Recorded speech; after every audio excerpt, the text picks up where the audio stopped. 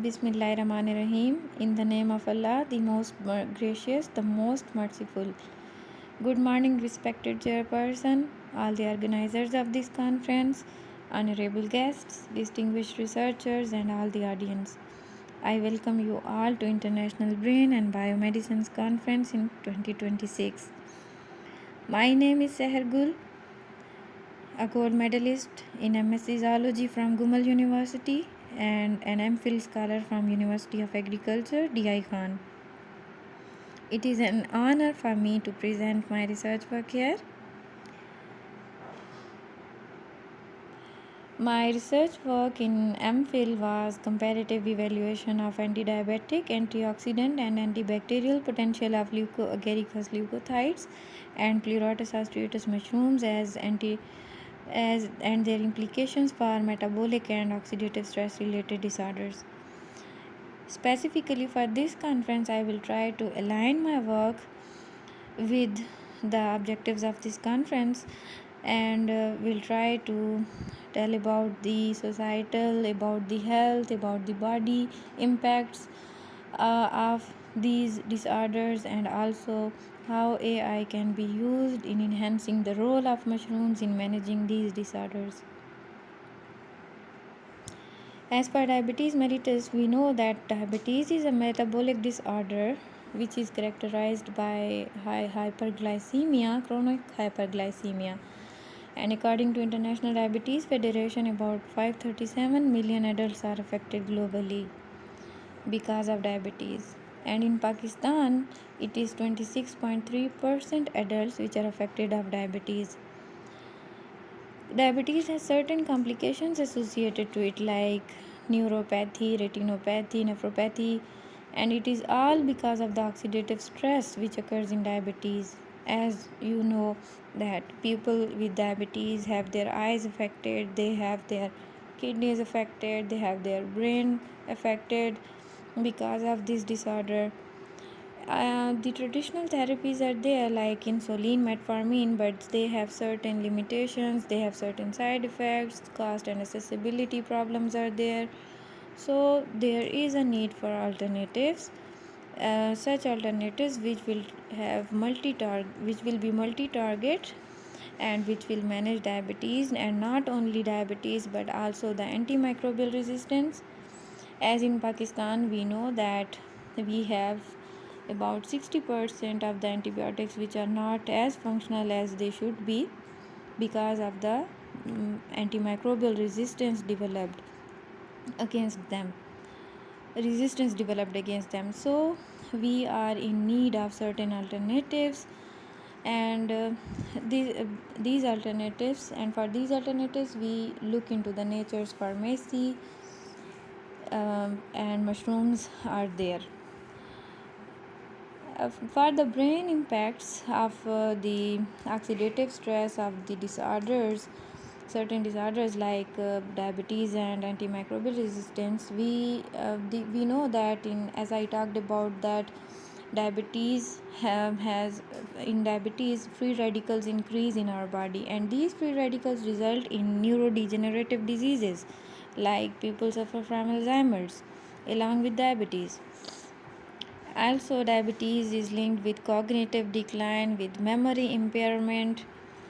Also, we know that in diabetes, the wounds repair take time in repairing, or they don't heal properly. Also, it is because of the increased free radicals in our body during diabetes. If we try to get antioxidants into our body, such compounds, such products, such foods which are rich in antioxidants, then they can manage this neuronal damage, this inflammation, and mushrooms are rich in that. So they support neuroprotection. Also, if we look at the societal impacts, as I already talked about how many people are affected globally, how many people are suffering from diabetes in Pakistan, and how antimicrobial resistance is there, how the traditional medicines are not working because there is a misuse of antibiotics, people are misusing it, and in low and middle income countries there are not the novel antibiotics are not there because of the cost, because of there is a lack of accessibility to them.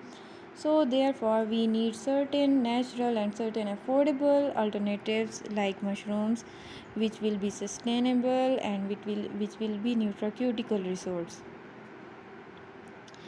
Why I used mushrooms? Because mushrooms are a rich source of polysaccharides, phenolics, flavonoids, terpenoids, and these all compounds have proven anti-diabetic, antioxidant, and antibacterial properties, and even anti-cancerous properties.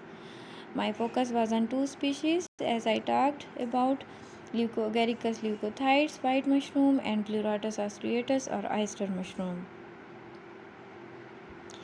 For this, review of literature is already available, which suggests that mushrooms are a rich source of antioxidants. They have anti-hyperglycemic effects, they can manage oxidative stress, they have anti-inflammatory properties, and they can be used as interventions for diabetes. My problem statement was that no studies directly compared these two species simultaneously, their anti-diabetic, their antibacterial and antioxidant effects, leaving their therapeutic potential unclear. This critical knowledge gap hinders optimal use of these mushrooms in diabetes and infection management. My hypothesis was Pleurotus austratus exhibits a higher antidiabetic potency, antibacterial, and antioxidant property than Leucoagaricus leucothides. My aims and objectives are to evaluate and compare the antidiabetic potential of these mushrooms, to assess their antibacterial activity, and to investigate and compare their antioxidant activity also.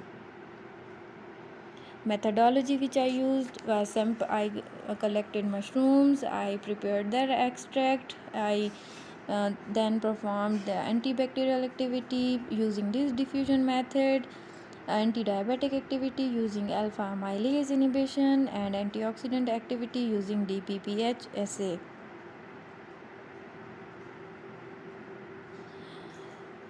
As per my methodology, I collected these mushrooms from Paharpur DI Khan. I get them authenticated from a mycologist. I dried them. I powdered, made a powder of them, and then through microwave assisted extraction, I prepared their extract. The methodology, as I stated, that alpha amylase inhibition using iodine starch method was used for anti-diabetic assay, for antibacterial test.